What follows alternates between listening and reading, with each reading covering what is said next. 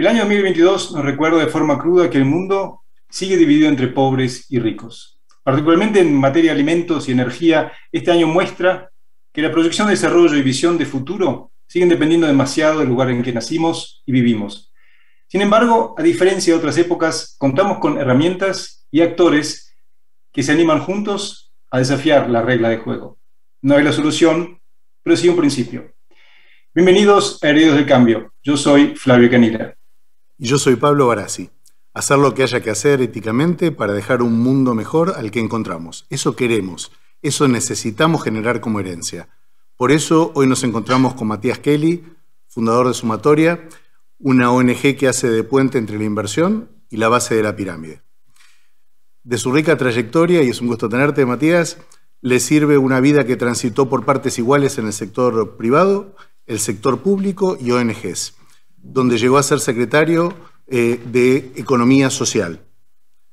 Por eso, con Matías hoy estaremos aprendiendo sobre cómo el capital sí puede generar cambios tangibles en nuestra sociedad que no solo ayuda a los más necesitados, sino que potencia la innovación.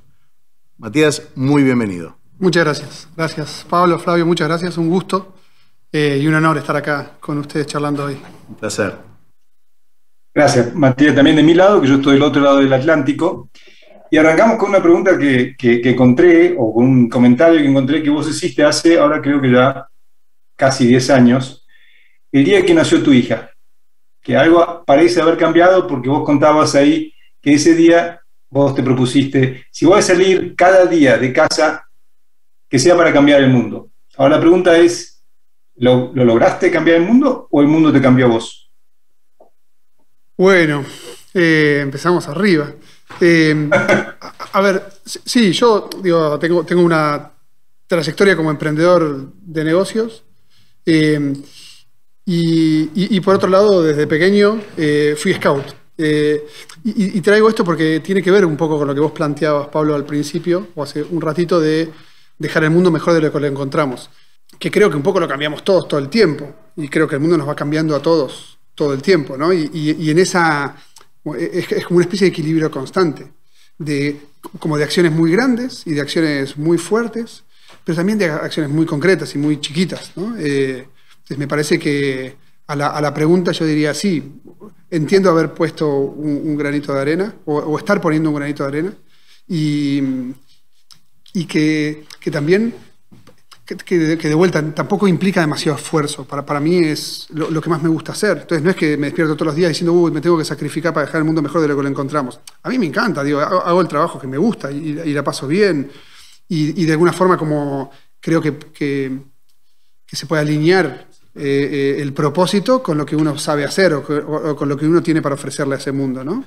La pregunta que te hago es, ¿de dónde sacás las ganas para siempre volver a empezar?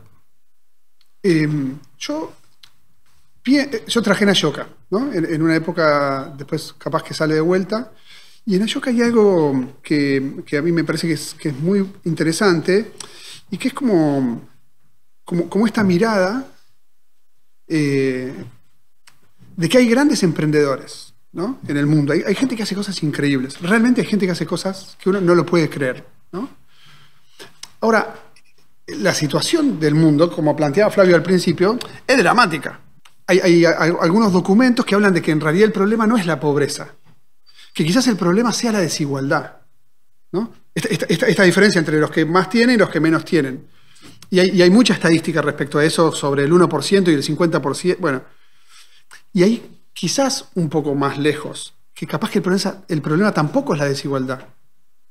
Capaz que es la indiferencia frente a esa desigualdad.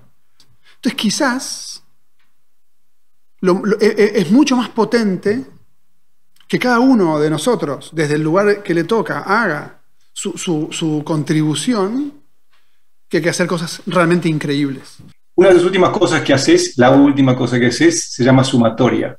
Sumatoria, como decía al principio, es una ONG que une, digamos, no quiero decir la base de la pirámide, pero sí la parte más necesitada de nuestra sociedad, con la inversión. Pero contanos vos qué es y qué hace y qué necesidad viene a cubrir Sumatoria. Bueno, entonces, Sumatoria lo que intenta hacer es algo muy simple. La tesis detrás de sumatoria es simple, es muy básica, y es mover dinero de la economía tradicional hacia la nueva economía. Es una tesis simple, ¿no? Y la nueva economía lo podríamos dividir como en 2 o 3 actores. Entonces, un primer actor dentro del sistema económico son las empresas, las sociedades comerciales que integran el impacto social, el impacto ambiental al impacto económico. Es decir, una empresa que aparte de ganar dinero y de maximizar el beneficio para los accionistas, como cualquier empresa, integra el impacto social. Hay otro sujeto que no es que genera impacto social, ¿no? Es impacto social. En Latinoamérica hay mucha gente, porcentajes muy altos de la población económicamente activa, que no tienen empleo público o privado, tal como se define, pero que trabajan, que salen todos los días a trabajar, que tienen un proyecto personal, que tienen un proyecto colectivo, que le dan una figura de cooperativa, de federación o de lo que sea, pero que son ellos mismos el impacto social. Un poco lo que hace Sumatoria es observar a este sujeto y pensar de qué forma podemos darle recursos para que haga mejor lo que hace. Entonces, ese es como el objetivo al cual le llevamos fondeo desde Sumatoria, ¿no? Y lo hacemos en términos de préstamos, de créditos sociales, no microcréditos, sino créditos no pequeños, digamos, no micro. Clarísimos los ejemplos, clarísimos las 3 patas, Matías. Permíteme preguntarte, en tu capítulo como funcionario público en el ámbito de la economía popular, que tuviste una etapa comunal y otra después nacional. ¿Qué es la economía popular? ¿Cómo un latinoamericano puede entender esa economía popular? Bueno, sí, yo fui del 2015 al 2019 secretario de Economía Social en el Ministerio de Desarrollo Social de la Nación. La economía popular es esa economía que está ahí, que sucede. Solo en Argentina hay más de 5.000 barrios populares. El 50% de la población económicamente activa en Argentina, y esos niveles son bastante similares al resto de Latinoamérica, son considerados trabajadores de la economía popular. Y en general tiene como una lógica de informalidad. Y estas variables que yo decía, necesita mejorar su productividad, necesita mejorar la formalización por parte del Estado y necesita inclusión financiera para poder desarrollar lo que tiene para hacer, ¿no es cierto? ¿Cómo se implanta la ética en un mundo que tiene su razón de ser en un modelo de negocio que lo que más busca es maximizar resultados y beneficios? Para mí, la ética es como que excede a las instituciones, ¿no? Y tiene mucho que ver con las personas. Y yo diría que es como una crisis institucional muy fuerte que estamos viviendo como sociedad y como personas, ¿no? Entonces, quizás el llamado, y el llamado que nosotros hacemos en general, ya sea desde Sumatoria, desde el gobierno, es cómo podemos hacer las cosas bien, ¿no? Y yo, de hecho, se lo planteo hasta a mis amigos en un asado. Es decir, ¿se puede ser secretario de Economía Social y manejar miles de millones de pesos y hacerlo de forma ética? Sí, se puede. Porque yo incluso tenía la fantasía, porque mi carrera no tenía o no había tenido tanto que ver con la función pública. ¿Se podrá? Bueno, sí, se puede. ¿Y se puede hacer en las finanzas? Sí, claro que se puede. Ahora, me parece que tendríamos que poder como ajustar algunas cosas, ¿no? Y para mí hay algo importante en eso, que es como ¿qué ponemos en el centro? ¿No? Digo, ¿qué hay en el centro de nuestras decisiones? ¿No? Y ahí, como que la ética ordena, ¿no? Y ordena para un banquero, pero también ordena para un recolector urbano, pero también ordena para como... Y lo que está bueno es que es posible, ¿no? Digo, es posible poner esa mirada ética en el centro de las decisiones. Con todo el conflicto que eso implica, porque también la ética implica un conflicto en el ser humano, o al menos en mí, ¿no? Es decir, bueno, ¿se puede, no se puede? ¿Cómo se hace? Digo, yo también tengo batallas, como todos, ¿no? Pero me parece que está buenísimo traerlo, porque cualquier cosa que uno haga para ser agente de cambio bueno, tiene que postular esa ética, tiene que postular esos valores, esos principios. Porque si no... Bueno, vivirse, Matías, como agente de cambio también es uno de los ejes por los cuales, por supuesto, te hemos invitado. Y inevitablemente los últimos 2-3 años han sido de grandes aprendizajes, quizás también en el mundo de las finanzas. Hoy se habla de capitalismo consciente mucho más que antes. Ahora, la pregunta, Inspectore, digamos, para hacerte, ¿cómo se traslada eso después a la calle, a lo cotidiano? Bueno, me parece que hay como varias formas de resolverlo o de empezar a resolverlo. Como una primera mirada de eso es como esto que yo decía antes, de poder integrar, ¿no? Y la palabra para mí es integrar como las distintas dimensiones, ¿no? Entonces, el impacto a la renta, lo ambiental con el desarrollo. ¿Cómo hacemos para integrarlo sabiendo su dificultad? Es imposible resolver problemas complejos de una forma simple. Por lo tanto, la mirada debería poder ser, bueno, ¿cómo hacemos para integrar? ¿No? Esa es una primera cuestión. Para mí hay otra cuestión, y creo que es el elefante en la sala, que es el consumo. Para mí el consumo es lo que va a ir orientándonos en el sistema, porque es la zanahoria del sistema. Entonces, y de esa forma, me parece que en las finanzas pasa un poco lo mismo, ¿no? Entonces, me parece que el consumo responsable, el consumo consciente, el consumo de productos que integren en valor social, me parece que va a ir ordenándolo y va a ir llevándonos de la mano en ese camino, ¿no? En ese camino de transformación. Uno de los temas que hablamos mucho en el cambio es el liderazgo consciente, porque creemos y estamos convencidos que es el líder consciente que puede ayudar a cambiar este mundo, como lo está haciendo vos, como están haciendo muchos de nuestros invitados que están acá. ¿Cómo crees vos, y vos con tu experiencia en el sector público, privado y quizá el tercer sector también, cómo se pueden volver a introducir los valores de liderazgo político y social en una época que está marcada por populismo y por clientelismo? Y Latinoamérica particularmente, pero también España, ojo, y cada vez más, y Europa también, están dominados por ese populismo y clientelismo. ¿Por dónde se empieza para meter los valores, que es una cosa que lleva tiempo, el liderazgo político? Para mí fue, en la experiencia gobierno, que tuvo mucho de este liderazgo, para mí inicialmente hubieron algunas preguntas, ¿no? que me fueron ordenando, ¿no? Entonces, como la primera pregunta o la primera convicción que tenía era que para mí lo más importante de todo es cambiar el mundo, ¿no? Y esa transformación social. Hay un emprendedor que se llama Mike Groppo que a mí me ayudó mucho a entender esto de al servicio de qué nos estamos poniendo, ¿no? Y a mí me ordena mucho preguntarme en este espacio ahora, acá con ustedes, al servicio de qué me estoy poniendo, ¿no? Me estoy poniendo al servicio de mi ego, me estoy poniendo al servicio de un montón de gente que va a escuchar, al servicio de algún emprendedor que pueda transformar. Esa pregunta a mí me ordena un montón, ¿no? En mi propia miseria, qué sé yo, en mi propia vulnerabilidad. La segunda es que quiero hacer las cosas bien, ¿no? Y que como poder decir, yo no voy a robar, no le voy a sacar nada a nadie que no corresponda. Y es básico, ¿no? Pero la verdad que, bueno, que es como el propósito de uno. Como poder contarle a mis amigos y poder contarle a mis hijas y poder contarle, che, ¿sabes qué? Se pueden hacer las cosas bien.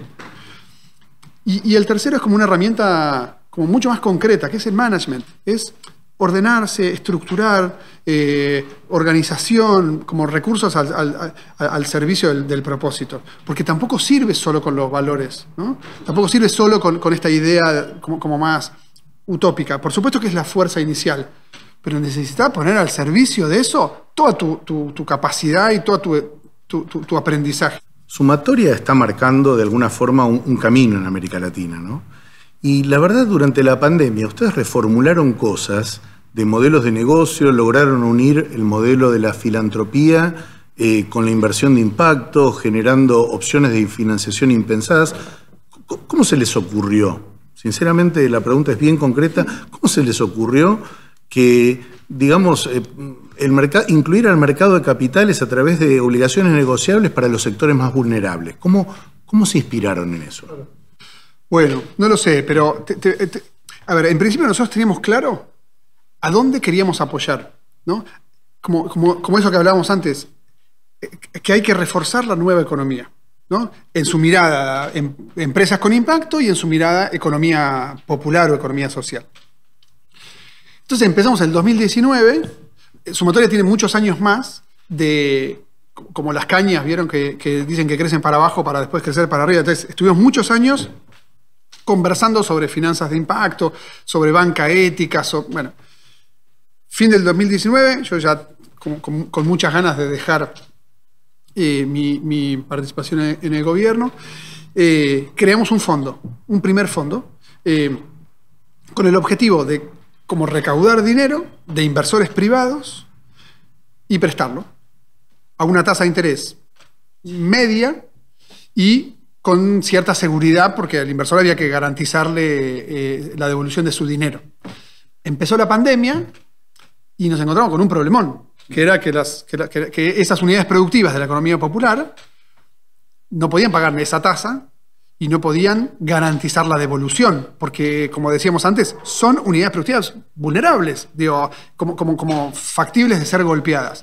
Entonces creamos un segundo fondo, que se llamó Covida, donde el inversor era un filántropo institucional. Entonces nos donaba el dinero y nosotros no lo donábamos, lo prestábamos. Lo que quiero decir con esto es que hay dos variables que para nosotros son muy importantes. Valorar el impacto y bien mirar el riesgo. Porque si nosotros no valoramos el impacto y no bien miramos el riesgo, tenemos unas tasas como infinitas. Entonces, teníamos el fondo de rentabilidad para los inversores y teníamos un segundo fondo a tasas mucho más bajas. ¿Por qué? Porque recibíamos filantropía, recibíamos fondos de empresas o instituciones. Y un día dijimos, che, esto no va. No va. ¿Por qué no va? Porque el inversor nos va a seguir pidiendo una tasa que, aunque sea baja, es un poco alta. Y la filantropía tiene un límite. O sea, no vamos a poder conseguir infinito de filantropía. Digo, ojalá que sí, pero... Entonces, ¿qué dijimos? Bueno, mezclémoslo. Juntemos uno con otro. De la misma forma que se pone un colorante en una botella de agua. El agua, en este caso, sería la inversión.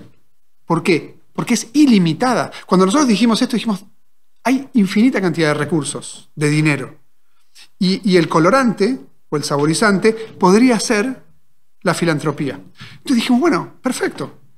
Nos dimos vuelta y miramos que a nivel mundial eso se llama blended finance, financiamiento combinado. O sea, ya alguien lo había... lo que nosotros habíamos descubierto empíricamente, alguien lo había teorizado. ¿Eso se puede hacer en otros mercados latinoamericanos también? O sea, ¿es escalable el modelo? Sí, claro. De hecho, desde Sumatoria estamos creando un fondo regional que se llama Delta, porque básicamente encontramos como esta dinámica, ¿no? Esta dinámica de filantropía con inversor.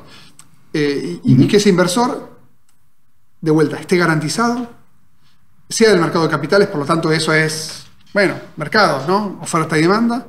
Y lo que le pedimos al inversor es como el límite inferior en su capacidad de rentabilidad. O sea, lo que le decimos es, no queremos que nos regales dinero, queremos que valores todo lo que puedas el etiquetado social.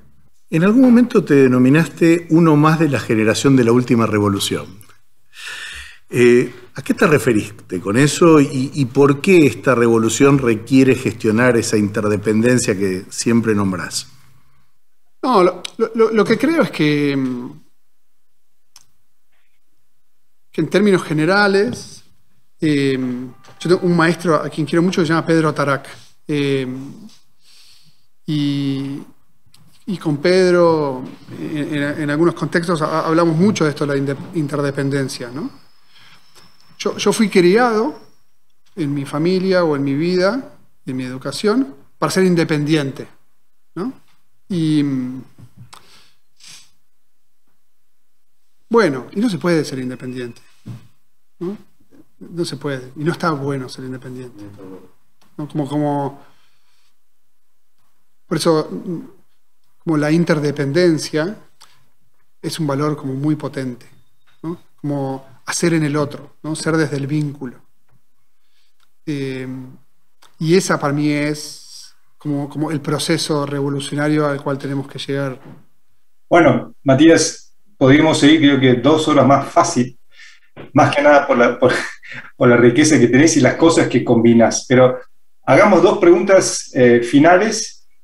¿Quiénes fueron tus principales mentores en este camino tan rico?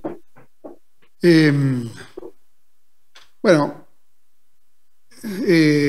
ahora, en principio te diría que mi familia, pero en mí el escautismo como tal, ¿no? Digo, ir a un lugar en el cual el postulado es dejemos el mundo mejor de lo que lo encontramos, para un pibe de 10 años, es muy fuerte. Yo diría que si tuviese que decir, para mí ese fue como el camino.